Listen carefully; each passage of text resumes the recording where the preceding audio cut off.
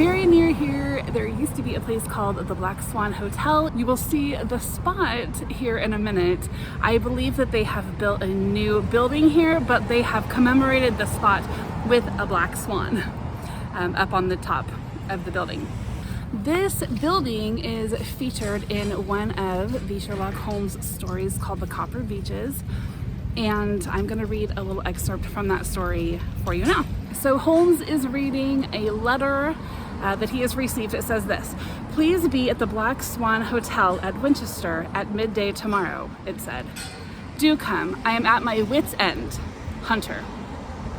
"Will you come with me?" asked Holmes, glancing up at Watson. "I should wish to." "Just look it up then." "There is a train at 9:30, said I, glancing over my Bradshaw. "It is due at Winchester at 11:30. "It is my belief, Watson, founded upon my experience, that the lowest and vilest alleys in London do not present a more dreadful record of sin than does the smiling and beautiful countryside. Had this lady who appeals to us for help gone to live in Winchester, I should never have had a fear for her. It is the 5 miles of country which makes the danger. Well, there is the tower of the cathedral, and we shall soon learn all that Miss Hunter has to tell. The Black Swan is an inn of repute in the High Street, at no distance from the station, and there we found the young lady waiting for us. She had engaged a sitting room, and our lunch awaited us upon the table." So that was a look at Winchester. If you want to see more, stick around at the end of this video and I will put some more of my video from my time in Winchester. If all of that looks very beautiful and like something you think you might want to experience, make sure and sign up in the email link in my description box. I am going to be announcing my Jane Austen literary tour of England shortly, and that will take place next spring 2026. So if you think you might want to get some information on that, then make sure and sign up for the email below so that you can stay up to date on all of the information that I put out on that. But I want to share with you guys today my book haul from England. I got so many really nice books and bookish things, and so I want to show you guys everything that I picked up. And then I'm also going to include a few gifts that have been given to me for June. This is basically my June book haul. The month isn't quite over. We have like 5 days left. I don't have any plans on book shopping, but you never know what might show up in the mail. But I think I'm just going to go ahead and do this book haul now and get it up because I have a bunch of content that I want to put up for Jane Austen July. Now, to start right off with my book haul, I'm going to show you guys what my daughter got me for Mother's Day. So she had ordered me these 3 books from the Cranford collection. She orders them from the UK and the order took forever. I think there was some issues. And so they did not come until just about a week and a half ago. So she gave me a late Mother's Day present. She has already ordered me, I think it was Wuthering Heights and Little Women. She ordered for me for my birthday, which is in October, so last October. And then she ordered me these 3 for Mother's Day. So I got The Secret Garden, this collection of Jane Austen short stories, Lady Susan, The Watsons, and Sanditon, and The Scarlet Letter by Nathaniel Hawthorne. So this girl knows my favorites. She is pretty good at picking out things that she knows I will really enjoy. And I just think these are so beautiful. They look so beautiful together on my shelf. So now I have 5 in the Cranford collection. They're so pretty. Just something exciting I will add here for you guys. I'm going to be doing some giveaways next month, some subscriber giveaways. And one of the things that I'm giving away is a copy of this book of short stories. Not my own, but one that I purchased for this giveaway. So be watching for all the information on my subscriber giveaways. I'm going to be announcing that here in a couple of days. Okay, and then with that, she also gave me this cherry blossom tea from Harney and Sons in the pretty tin, and it smells so good. It's going to make a really good iced tea. So that was really thoughtful and sweet. All things that she knows that I will love. Okay, now for the books that I picked up while I was in England. So my journey started out in Bath, and I usually do a lot of book shopping in Bath, but this time I didn't. I knew that I had a lot ahead of me, and I didn't want my bags to be super heavy for travel. And so I actually just picked up a book and a little pamphlet from Bath. The book that I got was The Taxidermist's Daughter by Kate Moss. I really enjoy the things that I've read by Kate Moss. They're atmospheric, kind of spooky, but not necessarily, you know, like a horror or anything like that. But just, I don't know, they're just gothic and good. And so I got this one. This one takes place in the early 19, I think like 1912 or something. It takes place in Sussex, and there's a flood and a tormented father and all these things. So that will be a fun gothic-y read. And then I got this little pamphlet, and this was from my tour of the Jane Austen Center in Bath. They give you this little pamphlet, and it says that there are 34 lesser known Jane Austen facts in here. So I have not yet read through this, but I did put it on my TBR for the end of the month just to read through and see what kind of interesting facts are in here, and do I already know them. So that was a fun little booklet to get. All right, and then after that, I went over to Winchester, and I bought quite a bit of books at Winchester. I went to the Waterstones bookshop, which is kind of the equivalent of Barnes & Noble, but just a completely different selection of books. I love Waterstones. I try to go in there every time I'm in the UK. And so I went to the one in Winchester this time, and I got 3, 6, 7 books. All right, so I'll start with the little ones. There was this little pamphlet here of Jane Austen's story of Frederick and Elfrida. This is like 19 pages long, and it's just a funny little short story. I've already read it. I read it in the hotel, and it's just a cute story. You guys can hear about it on my weekly reading wrap-up that I loaded a couple of days ago. And then I got this little book of Jane Austen short stories, Catherine. It's called Catherine or the Bower, and then it also includes The Beautiful Cassandra. So I had already read The Beautiful Cassandra, but I read it again and then read the Catherine story. And again, I talk about this in my weekly wrap-up. I think it's dated the 24th or 25th of June is the weekly wrap-up in which I talk about those two. I got this short story, unfinished story by Jane Austen called Leslie Castle. I love these covers, are so pretty. So I haven't read that one yet. I got this book by Michael Wood called In Search of the Dark Ages, A History of Anglo-Saxon England. I thought this would be interesting. Winchester has a rich Anglo-Saxon history as well as a rich Norman history. Winchester was the capital of England before London, and in the Anglo-Saxon days, that was the capital. And so there's a lot of great, medieval and earlier history there at Winchester. I got this book of Jane Austen's selected letters. I actually did see a book of her full letters over there somewhere, some shop I went to, but it was super thick. It was like this. And so that's what I probably should order and have sent to me here and not try to lug it across the sea. But my book on her letters was just in really bad shape. It was kind of like a self-published thing, and it just wasn't like glued right. And I had to sort of rip it to get, to be able to read it, and because the binding was like glued too far in, it was just weird. And so I got this. It has more letters than my last letter book did, and it's put together correctly. Plus, it's Oxford World Classics. Like there's going to be some commentary and stuff in there, and so yeah, that. And then I got this book, Take Courage, the story about Anne Bronte and the Art of Life by Samantha Ellis.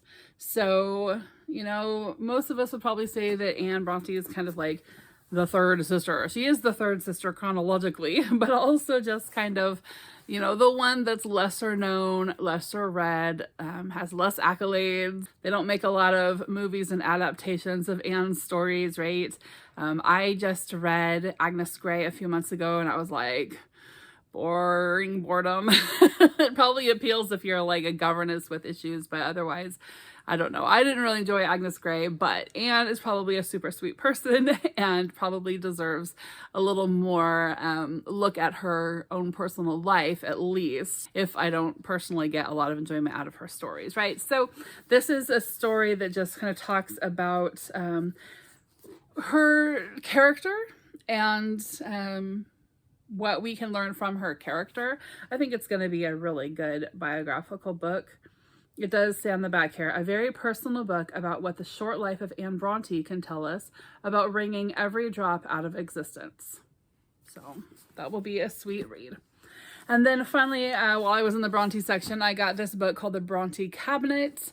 This is by Deborah Lutz, and it says 3 lives in 9 objects. So one of the kind of trendy things I've noticed lately are books that take artifacts, you know, or items from somebody's estate and tells a biographical story about them. And a lot of times there's filler with, you know, history on the actual object that really has nothing to do with the person, but, you know, whatever. Oh, what are you going to do to fill a book, right? And so I think that it will be interesting and fun to read this. I've only been to the Bronte house in Haworth one time, and I was only able to stay for, I don't even think we were there an hour. I was with a tour group, and we had been running late, and it was just a whole thing. And so we didn't get very long to visit and really look at things. But one of the things that I do remember is there was a lot of stuff there. There is a lot in the Bronte House Museum that it's just their things. And so, you know, whoever preserved that over the years, I don't really know the history on that, but they did a good job because there's a lot. And so I would really love to go back there, right, and just take the time. And that actually is in my plan. I'm hoping next year that I will go north instead of south and look around at the Bronte estate and maybe even make up a tour for the Brontes as well that I can take people on. But anyway, in the meantime, I think I'm going to enjoy this book on 9 artifacts related to the Brontes. If I have to choose between my enjoyment of the Brontes and my enjoyment of Jane Austen, I really do choose Jane most of the time. Although I think that Wuthering Heights is a book that has historically affected me much more than any other of Jane's writing. And so I think that Emily Bronte still, I don't know if she's my favorite or if she just lines up, her and Jane kind of on the same line. But I really admire Emily Bronte. And I will say that when I went to the Brontes' home in Haworth, that was a really emotional experience. There was a lot of tears shed. And I've never shed a tear for Jane Austen. So there's that. All right, and then I went to Winchester, and I only picked up 3 books in Winchester. Again, I knew I had a train ride ahead of me and a little bit of walking, travel, whatever, that I had not done before. So after Winchester, I ended up going into a town called Alton, and so I didn't really know anything about it, and I just didn't want my bags to be any more packed out than they already were. So I restrained myself and I did not purchase more than just a couple of thin books. I actually got 3 there. One of them I don't have with me because it's in on my nightstand, and I kind of forgot to bring it for the video, but I will show it up here. And it is a book that talks about curiosities and like myths and legends within England's churches and sort of church culture. I'm just about done reading through it, and I'm really enjoying it, so I'll talk about it in my next wrap up. But I got that at Winchester Cathedral, and then I got this one called The Tudor Reformation. And I have to confess, I was looking for a book for my mom because I just never have got her a book from England before. I usually just get her like stuff. And so I was looking through the books and I saw this one. I was like, oh, my mom likes the Tudors. Like she likes, you know, she likes to read about Anne Boleyn and stuff. And I was like, she'd probably really enjoy this book. And so I'm like sitting there and I'm flipping through it. And I'm like, oh, interesting. Oh yeah. Oh, interesting. And funny. I'm like, I want this book. So I bought it to keep at my house, Mom, for you. So I will read through it and I will send it to Mom, and then she can send it back to me if she wants to. But I thought that would be a good book. And then I got this book at the Winchester Cathedral bookstore. Also, this is just a really thin, it's like 10, 12 pages, and it's kind of a souvenir booklet. And it's called Jane Austen and Winchester Cathedral. And I initially didn't grab it because I knew that there wasn't really anything that associated her to Cathedral during her living years. And it's just that after she died, she had her funeral and was buried there. And so now it's like a major, like, you know, Jane landmark on the tour or whatever. But at the time that she was living, she only lived in Winchester for a short time to see a doctor. And she wrote some poetry there and some letters and things. But she doesn't, I don't know if she ever even like attended service at the cathedral. I'm going to guess probably not. But anyway, so the book just kind of talks about the things that they do know there, you know, that she was associated there, like the poem that she wrote for St. Swithin's Day races, or, you know, just her grave and that kind of a thing. But the back of it, they did have this picture of the statue that is being put in. I think it's already in. I think they installed it like a couple of days after I left. So I thought that was really beautiful sculpture that's there. Get to see next time we go. But anyway, so I got this little booklet, and I talk about that also on my weekly wrap-up video because I did read that already as well.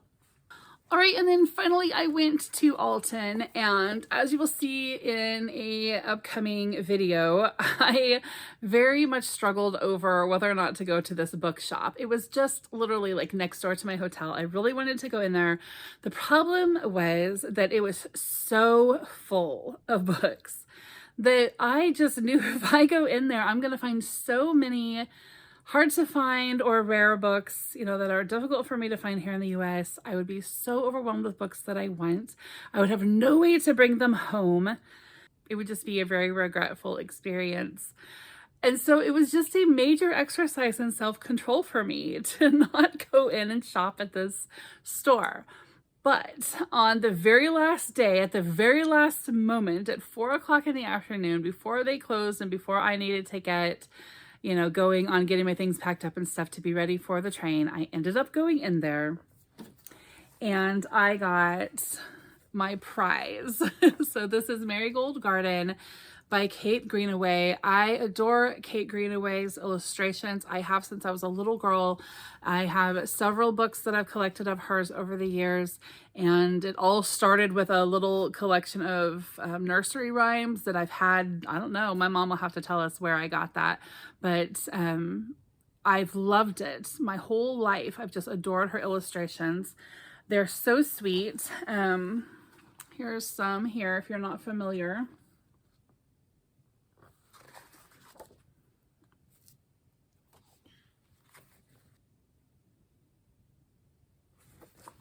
And something you may notice about all of these illustrations, the people are wearing Regency era clothing, right? And of course, as a little kid, I didn't know anything about the Regency era, so that really didn't mean anything to me. But as I grew older and started to study, you know, Jane Austen and Mary Shelley and Maria Edgeworth and all of the different Regency era women, I realized, wait, that's Kate Greenaway style. And so it made me love her even more, right? And made me love that era even more. And so I found this beautiful hardback, first edition Victorian era-esque copy of Marigold Garden by Kate Greenaway, and it is falling apart. Pages are coming out. It has been well loved. I got it for £6. Which is a steal, right? So I was feeling very blessed and happy. So that was kind of my prize of the whole trip, was getting that book. And then when I went to pay for it, there was this little book sitting up on the counter on this little display thingy. And I was like, that is so cute. That is so sweet, right? And so I opened it up. It's £4. And so I was like, I got to get that because it is The Lady of the Lake with illustrations. This tiny little book printed in Scotland and with a Scottish-esque sort of cover, right? You know, just like one of those little pocket books that you see on the historical movies, right? Where they take it out and they're standing under the tree and they're reading a little to each other or to themselves and contemplating and laughing, and it's all emotional. And yeah, I got one. So that was really special. All right, so that is the book haul. And now I want to show you guys another set of gifts as well as some bookish things that I picked up. So when I was at Winchester Cathedral, I got a few little bookish, like collectible things. Oh, it's my prisms. See I've got prisms in the window over there and the sun's shining on them. So cute. Like a little thing. Whoa. Okay. Anyway, so the first thing is this little postcard. This is a facsimile of the poem that Jane Austen wrote to her about her friend Anne Lefroy. So Anne actually passed away on Jane's birthday, and so Jane a few years later was thinking of her friend and wanted to write something commemorative, and so she wrote this poem. And this is what I got to see at Winchester Cathedral. They had it on display, the actual paper like that Jane touched and used and wrote on with the actual poem on it. I got to see that, so that was pretty awesome. Strictly no pictures allowed though, right? So couldn't put any video about that on here for you guys, but it was really nice to see that and fun, you know, to see something in her handwriting there. That was special. All right, and then I got a little magnet for my fridge because I always get a magnet from places that I go. So that's Jane sitting in front of her own grave, which, you know, is odd, but you get it. And then, oh, I got this little bookmark. It says, whether at work or play or study, the important thing is to give your best. So I have like these child, you know, bookmarks, and I got some for my little girls, but I also got one for me because that's an important thing we need to know as adults too, right? I got a couple of painted bookmarks, and I have a few of these already. So there are some scribes that work at Winchester Cathedral, volunteer. They just do painting for bookmarks and postcards and different things. And it's the Winchester scribes, you know, that just like there's been all throughout history doing different scribe work in there. And so I picked up these two bookmarks. I wanted to get them for subscriber giveaways. So that will be in the subscriber giveaway stuff that I talk about here in a couple of days. And then I also got some postcards. This one is the Fisherman's Chapel. This is a like stained glass that's up there. It says study to be quiet. And then again, Jane sitting in front of her own memorial. And these will go in for subscriber giveaways. I got a commemorative tote bag because everybody who can is doing things to commemorate the 250th birthday of Jane. So I got this from the cathedral there. And then that I think is all for like bookish things that I purchased. And then finally I was going to show you what my secret sister sent me. So I do a secret sister thing online with some friends, and every 6 months we trade and get a different secret sister. So this is like my first batch of gifts from this new secret sister, who is a secret at the moment. I have no idea who it is. But she sent me this tin of Hardy & Sons chocolate mint tea. Doesn't it just look so cozy just in and of itself? Like, don't you just suddenly feel all the cozy vibes? Because I do. And then she sent me a box of Taylor's English breakfast, which I'm so thankful to have because I was actually looking through and I was like, guys, we don't have any English breakfast. We have a ton of tea in my house, but everybody here loves tea, and so I try to keep lots of different flavors stocked up. And whoops. And there's no English breakfast anywhere to be found. So thankfully now there is. And then finally, she got me this book called The Cottage Fairy Companion. If you're not familiar with Paola's channel, she has kind of like just it's a vlog. She has a really kind of cozy nature inspired, creative inspired vlog, and I don't think she does as much on there now as she did before she got married and had her baby, but every now and then she pops on. But I just her vlogs are really inspiring to me, and so she wrote this book, and it just kind of talks about slow living and nature-inspired things. She's got some poetry and just some of her own thoughts. She's got some craft ideas in here, and just some ideas for, you know, she says meditation. I use it as prayer. Just these sorts of cozy things, and a lot of her photography. And so, yeah, I'm just really looking forward to going through this. She's a channel. She's just a person that I really admire. And looking at this scenery, she lives somewhere near where I grew up. So that was just a really sweet thing for my secret sister to do. And so that is it. That is my book haul. Stick around for a little bit more video of my trip to Winchester. I hope you guys are doing really good. I'll see you soon. Bye-bye.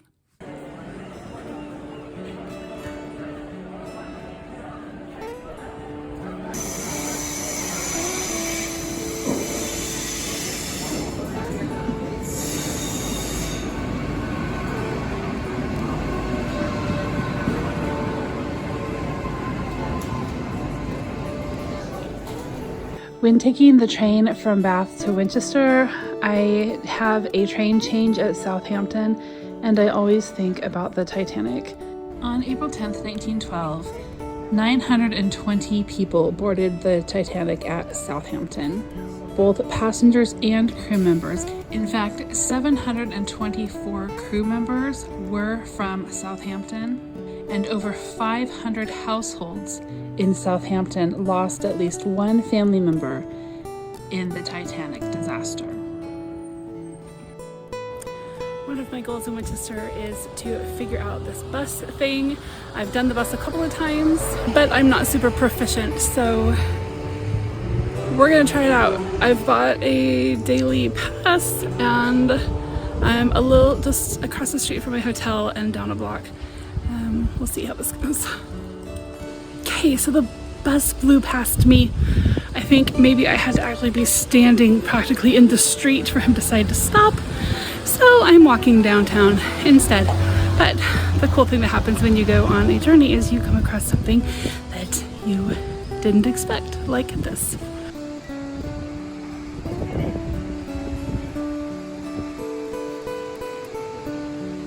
Site of Hyde Abbey, 1110. Burial place of Alfred the Great, his queen, and their son Edward the Elder.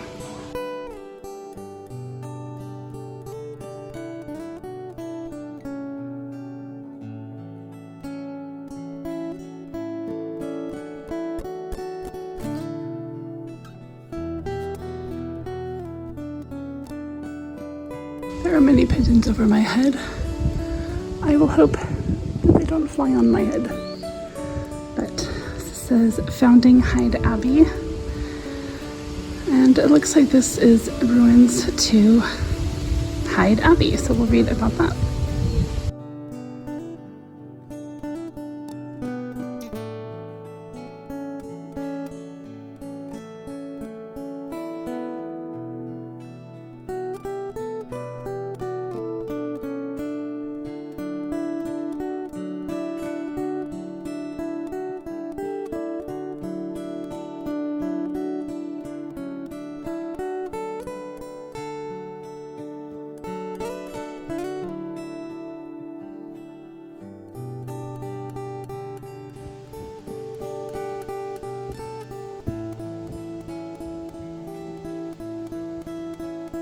I have absolutely no idea where I am, but once I get to a certain point, I will. So we'll just hope I get to that point soon. So I have come upon Hyde Abbey Garden, where it looks like they did an archaeological excavation to find the lines of the Abbey church walls and the site of the royal graves. So now they've decided to create a garden to mark out the spot. I'm gonna walk through here and see if this will take me downtown.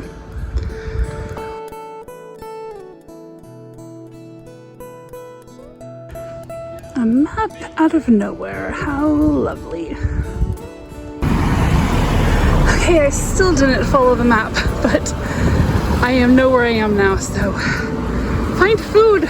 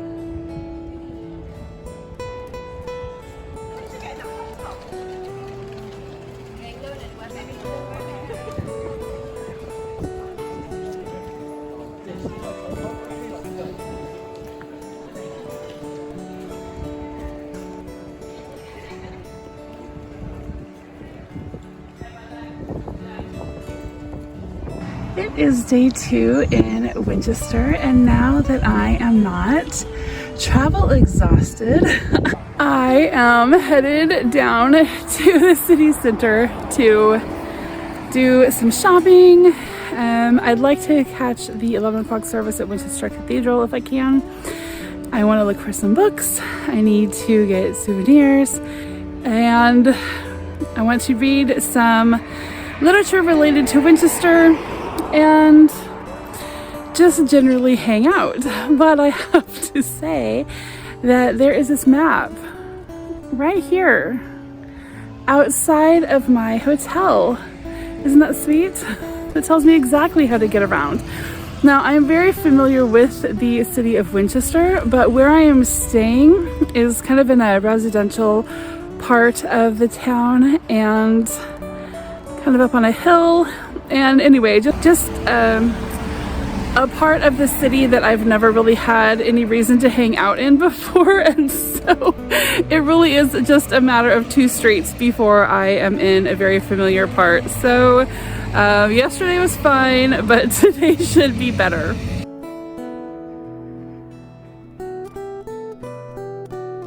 One thing that is neat and unique here in Winchester is these flint walls. This flint stone is used in a lot of the walls that I've seen here, both old and fairly recent. I think it's very cool.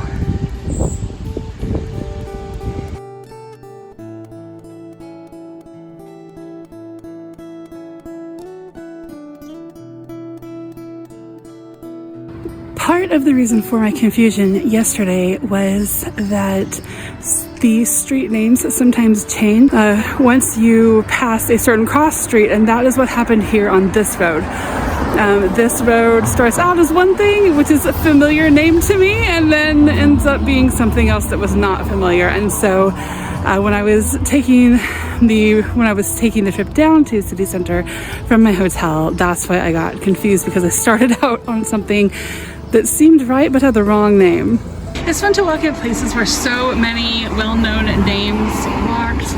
And the truth is, there's probably a lot more people than we can even expect with names that we recognize have walked in the places that I am walking this week.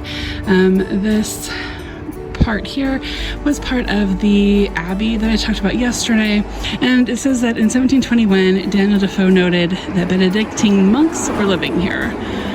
The house was replaced in 1769 by a stone barn, and the surviving brick house once served as part of the original 16th century mansion.